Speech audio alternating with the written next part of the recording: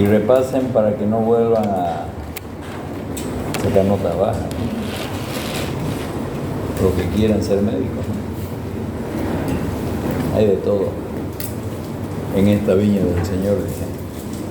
Entonces vamos a ver el glaucoma. El glaucoma es una enfermedad que produce la principal causa de ceguera en el mundo. Por lo menos 2% de la población mundial tienen glaucoma. Entonces, es una de las dos causas principales de ceguera irreversible, el glaucoma y la diabetes. El glaucoma es una neuritis óptica, una neuropatía óptica que es progresiva, ¿no?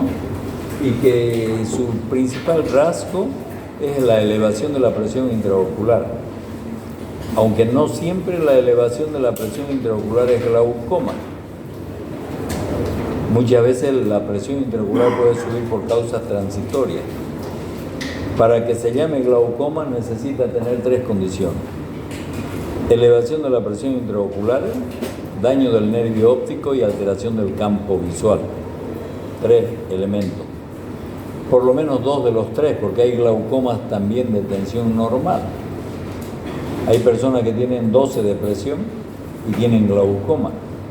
Entonces, por lo menos 2 de las 3. Pero vamos a ver las características del ojo glaucomatoso.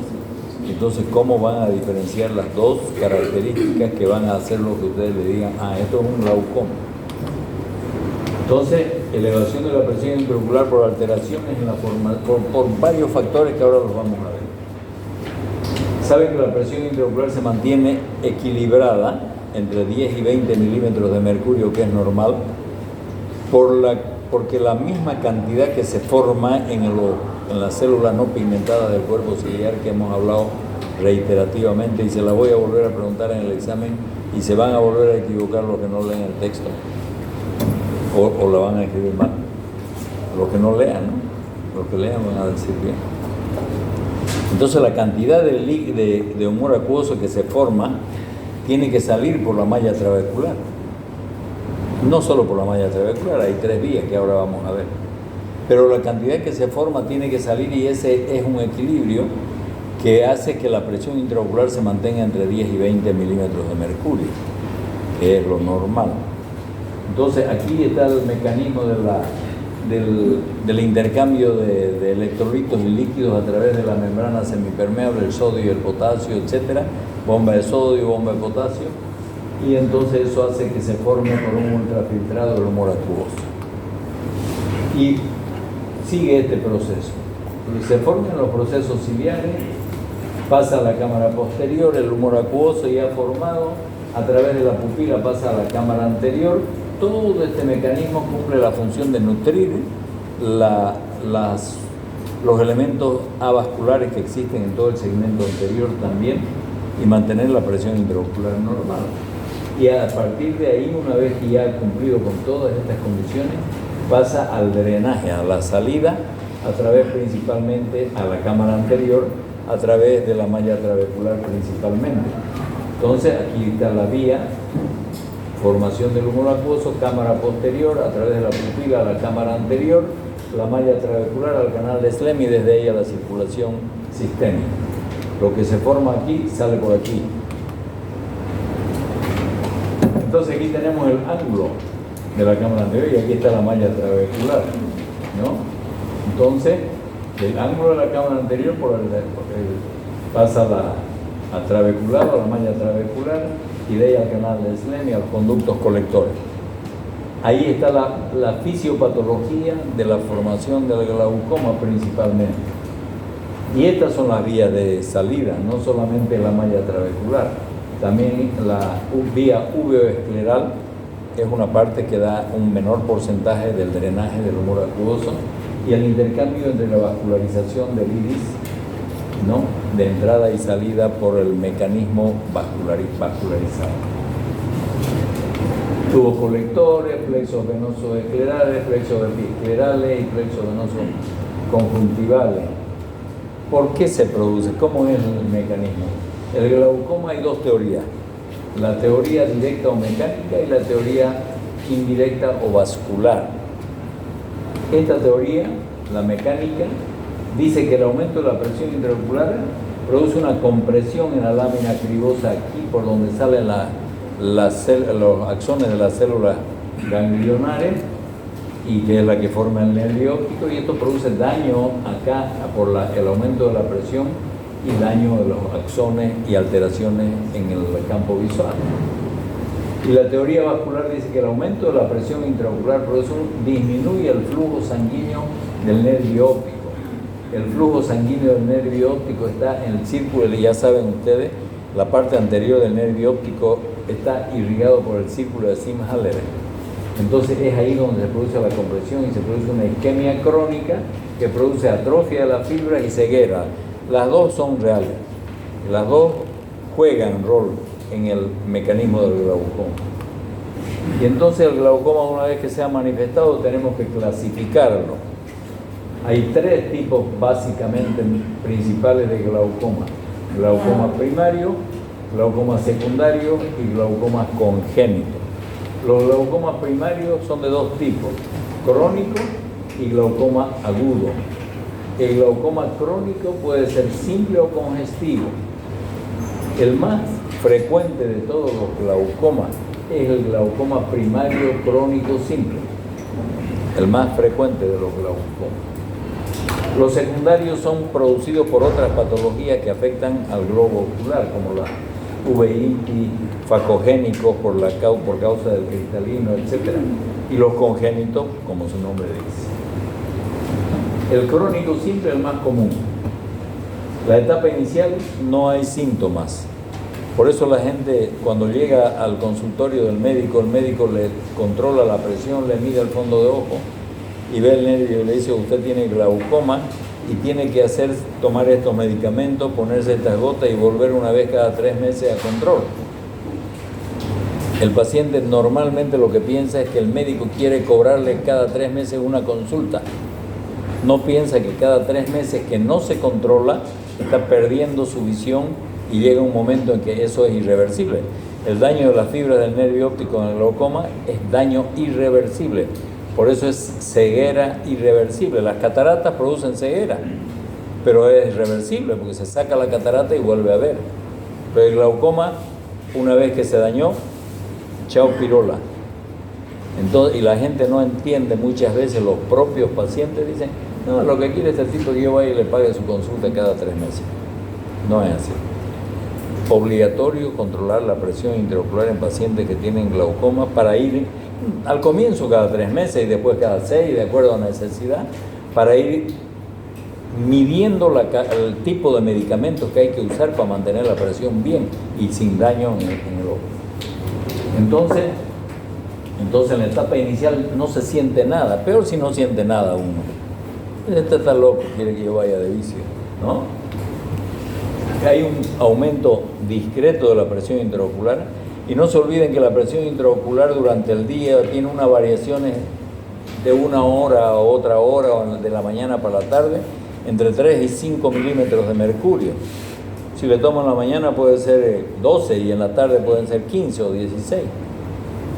Pero en las horas de la madrugada sube más la presión intraocular. Y nadie va a la consulta médica a las 4 de la mañana, ¿no es cierto? Entonces es esa hora lo que está dañando y uno no le da importancia. Eso hay que saber, que los picos de la presión intraocular son en las horas de la madrugada. Entonces, aquí es leve aumento de la presión intraocular, pero no sabemos la madrugada, ¿no? Y entonces no hay deterioro de la agudeza visual en el glaucoma hasta las etapas finales. Hay pacientes que no ven casi nada, ven como por el hueco de una aguja, por el glaucoma que se va deteriorando el campo visual, hasta que al final miran como espiando por un tubo, visión tubular se llama. Y sin embargo la agudeza visual, ustedes le muestran la carta de Snellen y el tipo ve todas las letras, ve 100%. O sea, eso es agudeza visual. Campo visual, entonces el campo se va perdiendo. Y solo el paciente se preocupa cuando tiene visión tubular, y ni ahí, si puede buscarle, le busca hasta el final, porque no sabe, el médico no le ha informado bien, o él no le ha entendido bien al médico. Entonces esto es importante que tomen en cuenta. Y en el fondo de ojo, cuando ustedes miran el fondo de ojo, que les he dicho que cada uno debería tener, pero tener un oftalmoscopio para usarlo, para por lo menos mirar esto.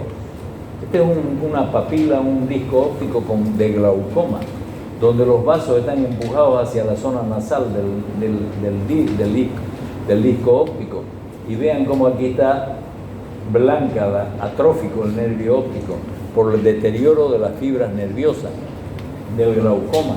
Aquí hay un 10% seguramente del campo visual que va del nervio óptico que todavía persiste.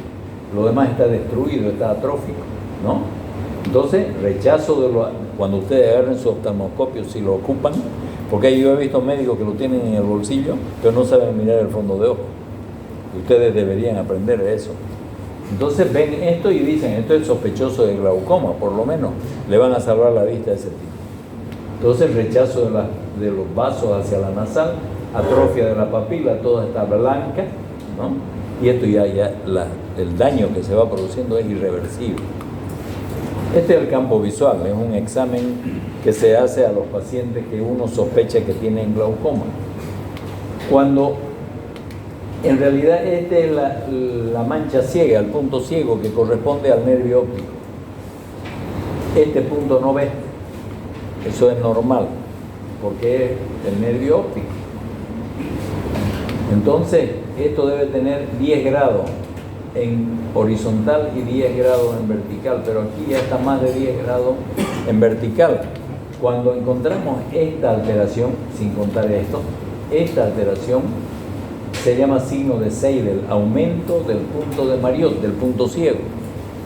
Aumento de tamaño del punto ciego, grado 1 de glaucoma.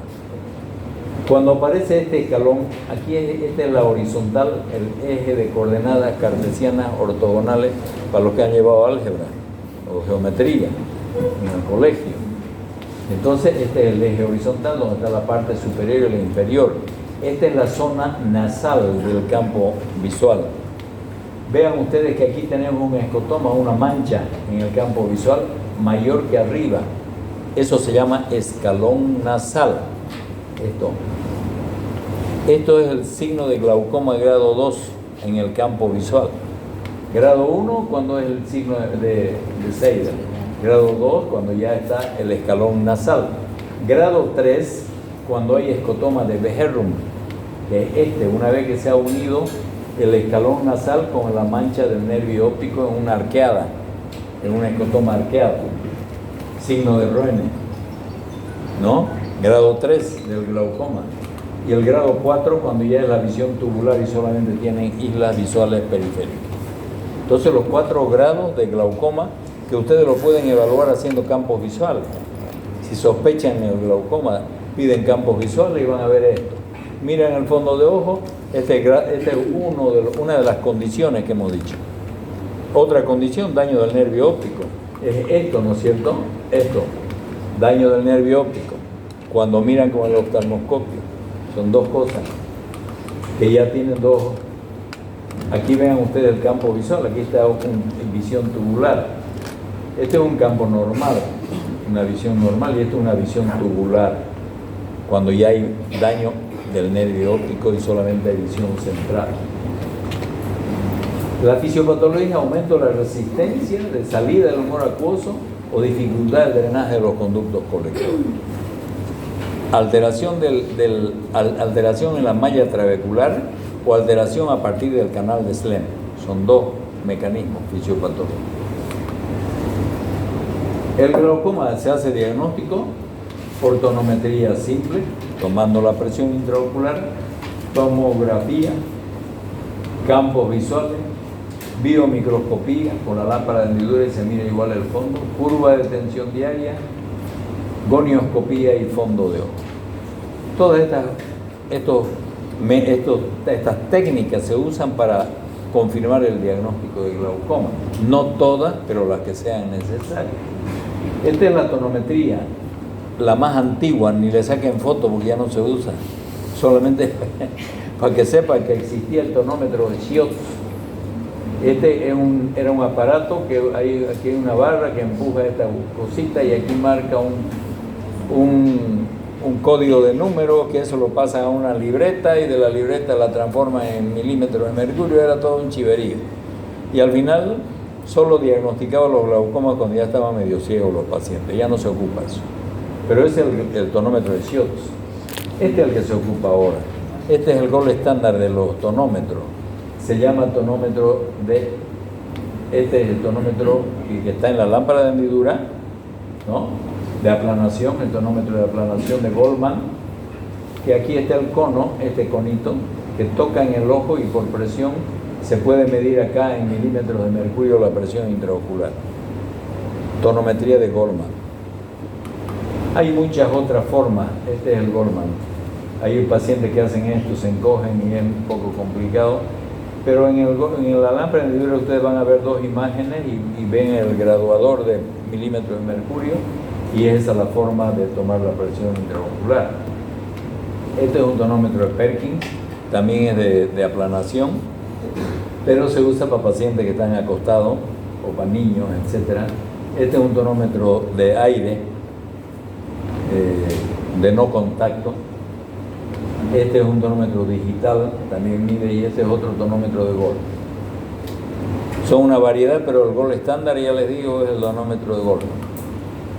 La tonometría, entonces, ustedes presión intraocular hasta 20 milímetros de mercurio es normal, pero cuando está por ahí ya tengan cuidado, cuando está por 20 o cerca. Es sospechoso entre 20 y 23, ¿no?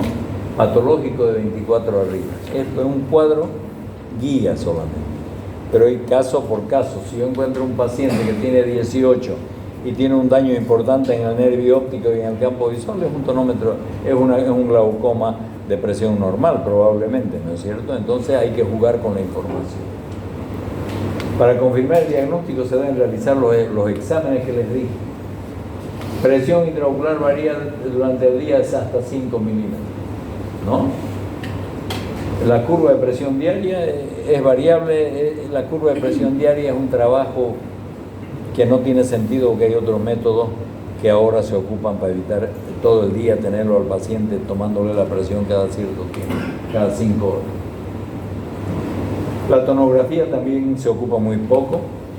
La gonioscopía sí se ocupa, porque esto es elemental, es decir, este es un lente que de contacto que se adapta sobre el ojo, y aquí tiene un espejo con el que se mira con la lámpara de hendidura, y a través del espejo por reflexión se ve el ángulo de la cámara anterior y se puede examinar el ángulo para ver si está el ángulo abierto, si hay glaucoma de ángulo abierto, ángulo cerrado, si hay tumores o neovascularización o pigmento en el ángulo, etcétera, ¿no?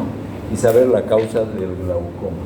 Es este el gonioscopio aplicado sobre el ojo del paciente.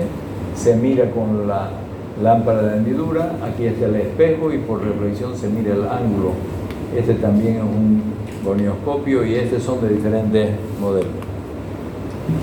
¿Qué es lo que principalmente vemos? Si está el ángulo abierto, como en la línea punteada, o si está el ángulo cerrado, como el pintado de azul. Porque cuando está cerrado, decimos en glaucoma en meseta o de ángulo cerrado.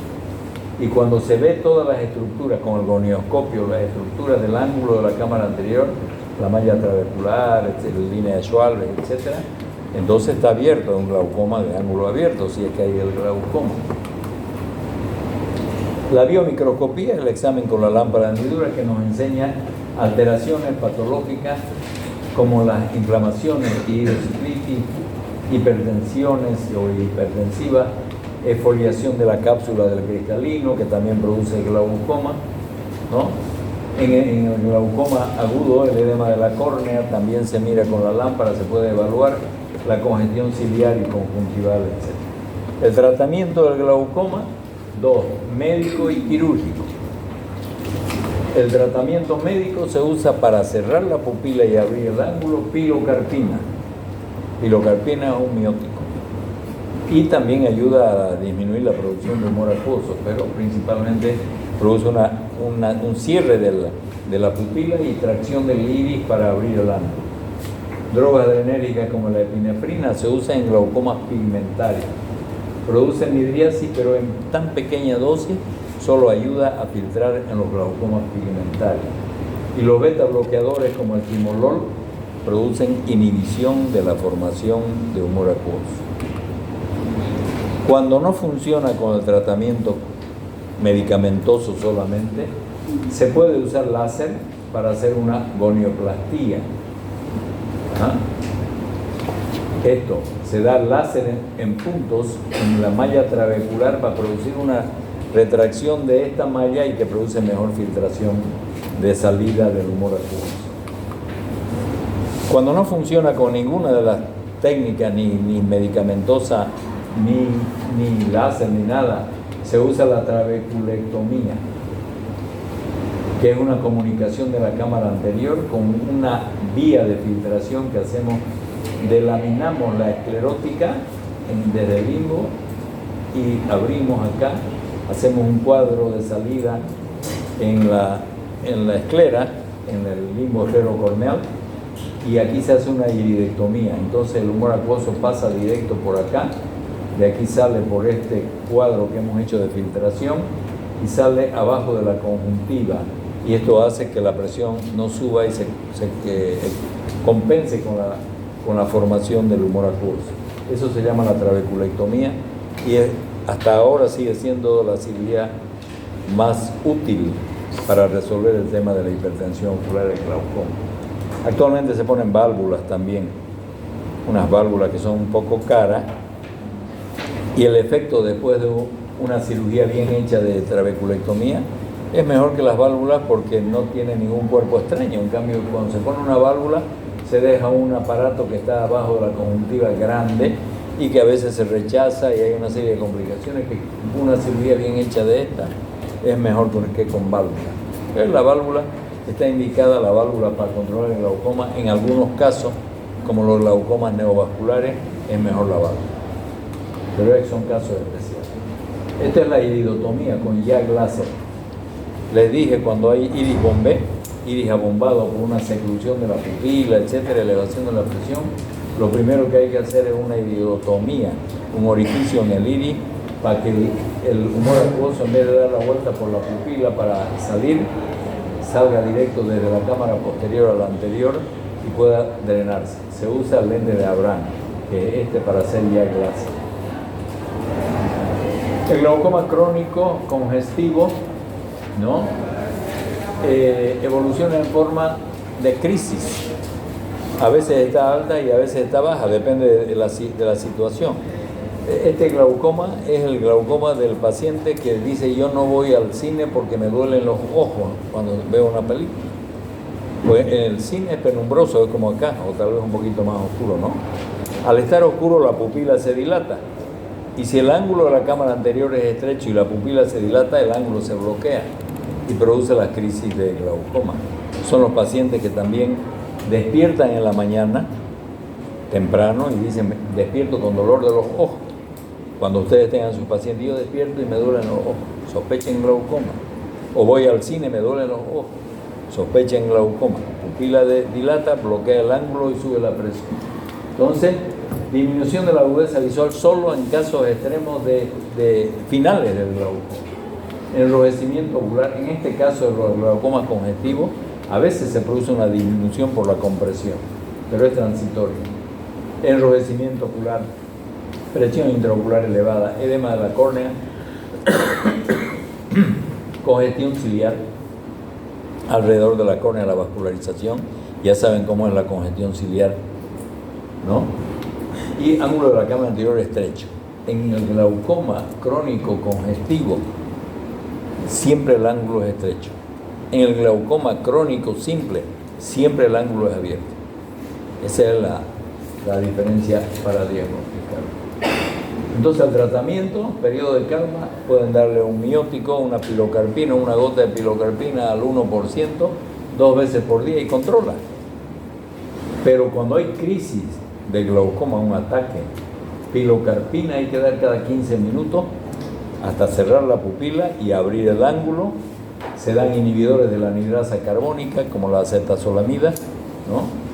Y una vez que está controlado, tenemos que proceder a hacer la trabeculectomía o lo que corresponde. Esto es un glaucoma agudo. La clínica: dolor intenso, brusco y vómitos. El paciente vomita por el dolor del ojo. Pérdida progresiva, pérdida rápida y progresiva, pero muy rápida de la visión. Por esto, porque la córnea se edematiza, los vasos del interior del globo ocular y los nervios se presionan por la presión intraocular, produce dolor tipo cólico, hepático o renal. Hay en la literatura médica casos de que han operado vesículas por un glaucoma, porque producía vómito, dolor, tanto vomitar duele el abdomen, y viene el médico cirujano que tiene ganas de hacer una cirugía y le toca, ay, dice el paciente, pero es porque ya vomitó tanto que le duele la barriga. Entonces vamos a sacar la vesícula mejor, o el apéndice por lo menos, ¿no? Entonces produce algunas veces, en la literatura está que se han hecho cirugía por causa de la hipertensión ocular que produce dolor en otros lugares, cólicos como este. Y las manifestaciones previas, esto es lo que tienen que acordarse ustedes, manifestaciones previas de glaucoma crónico congestivo. Me duelen los ojos en el cine, y me duelen los ojos en la oscuridad, y me duelen los ojos en la madrugada. Eso, si se acuerdan, ya tienen la mitad de los pacientes que no se van a quedar ciegos. En el examen van a ver una elevación de la presión en el glaucoma agudo hasta arriba de 50 milímetros de mercurio. El paciente grita de dolor porque el ojo a 50 milímetros de mercurio es doloroso, duele mucho. Congestión ciliar, ya saben, alrededor de la córnea, la congestión por causa del glaucoma. Pupila dilatada y ovalada como esta, más abierta en sentido vertical que en horizontal. Es una pupila ovalada, agrandada. Vean ustedes, la superficie de la córnea está semiseca, irregular, la superficie, ¿no? Y está disminuida la profundidad. Si miran con una lámpara de hendidura, va a ser más fácil valorar esto, que ven la profundidad de la cámara anterior está muy chica, muy baja la profundidad. Disminución de la profundidad de la cámara anterior. Pupila grande y ovalada, dolor del ojo, córnea irregular y edematosa, es un glaucoma seguramente agudo. Es del fondo de ojo. Otra vez, los vasos de la arteria y vena de la retina están empujados hacia la nasal. Aquí todo esto ya está atrófico, ¿no? Entonces, en el fondo de ojo está congestionada la pupila alrededor, hay pulso arterial. El único lugar del organismo humano donde el pulso arterial es patológico es en el glaucoma, en la papila, en el nervio óptico. Es patológico el pulso arterial, y el pulso venoso es normal, y las venas están dilatadas en toda la periferia, y todo esto está atrófico, blanco. Ustedes miran con su oftalmoscopio si han hecho la práctica y van a poder mirar seguramente. Y en la biomicroscopía con la lámpara de hendidura van a ver edema de la córnea. Vean ustedes el cristalino opacificado en su cápsula, ovalada y dilatada la pupila, cámara anterior poco profunda, etc. La gonioscopía, miran con gonioscopio y el ángulo está cerrado. Esta es la visión en el espejo del gonioscopio. Entonces, la patogenia del glaucoma agudo, bloqueo en el ángulo de la cámara anterior por la raíz del iris. Exclusivamente se presenta este tipo de glaucoma en ángulos estrechos o cerrados. Entonces ya saben. El tratamiento médico, instilación frecuente de miótico, cerrar la pupila para que abra la cámara anterior, el ángulo de la cámara anterior, inhibidores de la anhidrasa carbónica, ya saben, Edemox, acetazolamida, osmoterapia manitol al 10%, 100 centímetros cúbicos a 40 gotas por minuto. El glaucoma siempre es quirúrgico, en este caso.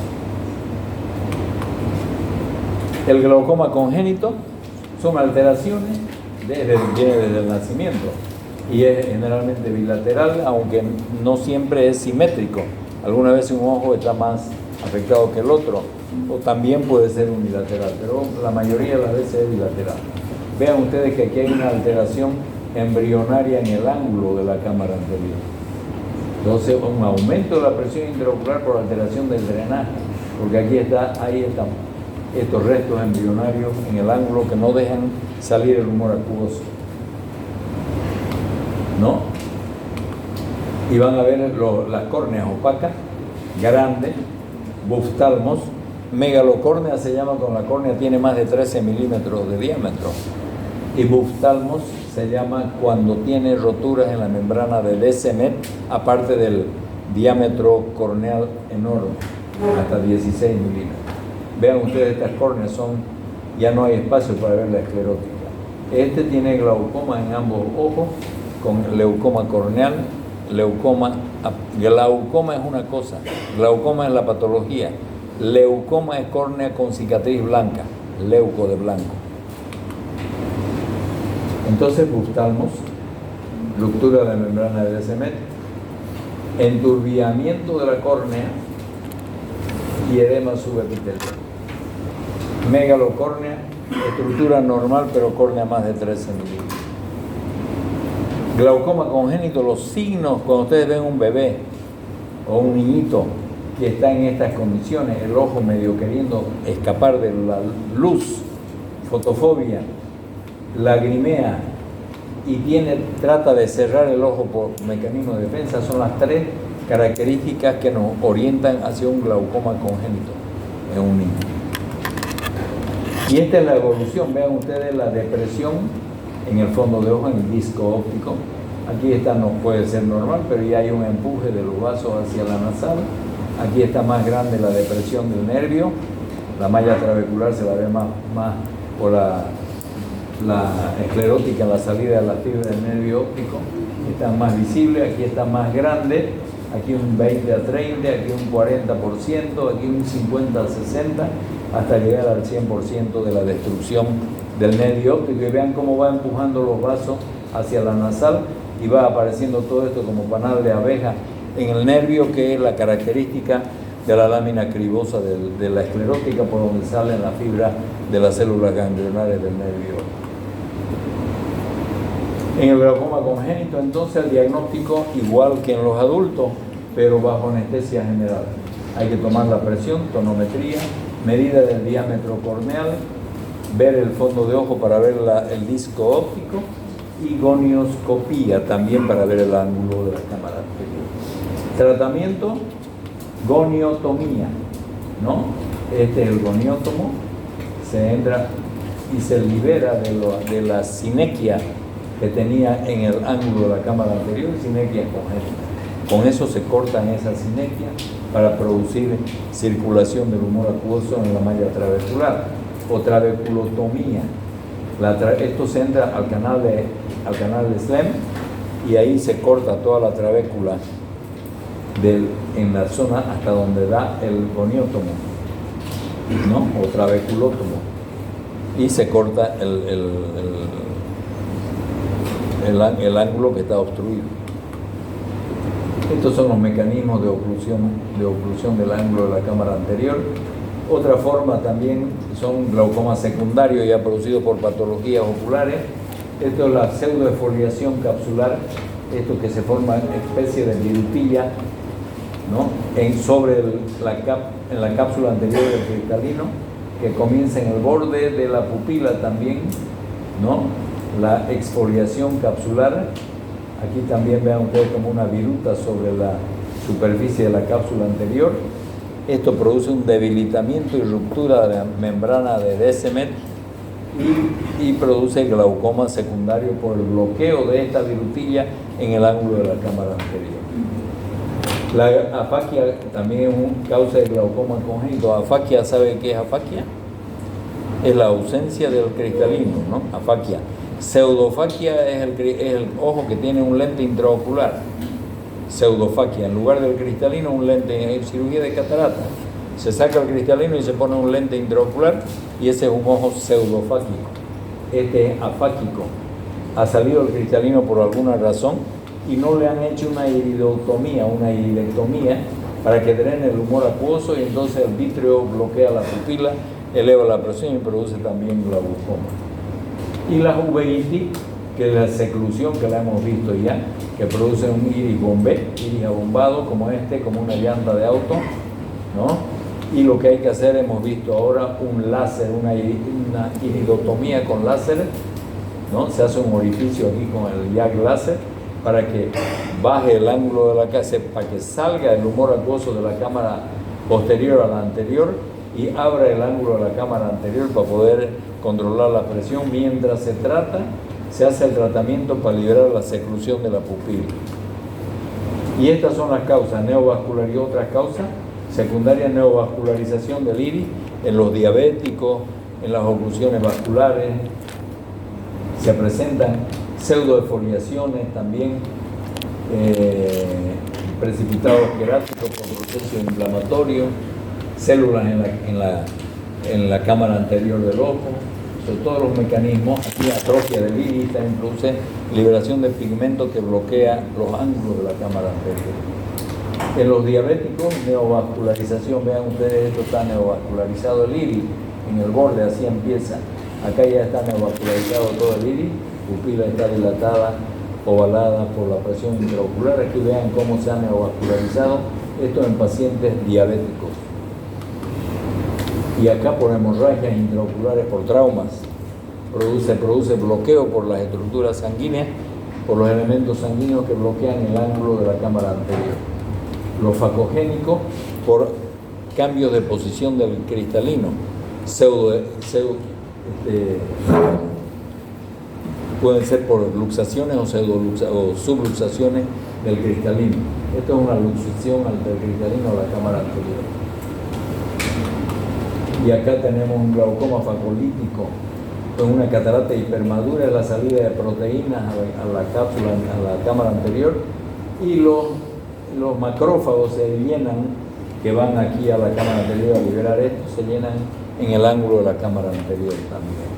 Glaucoma facoanafiláctico por un mecanismo de sensibilidad a las proteínas que salen del cristalino que está hipermaduro. El tratamiento de la causa: extracción del cristalino luxado, si es esa la causa, midriático, antibiótico en una iridociclitis en proceso inflamatorio. El glaucoma es una enfermedad que deja ciego y no tienen ustedes que olvidarse que existe el glaucoma. Cuando hay dolor del ojo, no le den paracetamol y no despachen, toquen por lo menos el ojo, a ver si no está duro. Si no lo pueden medir con un tonómetro, por lo menos tocarlo y tocarse el propio para saber cómo es la normalidad, a no ser que tengan glaucoma ustedes, para que ya se confundan. Enciéndame la luz, por favor.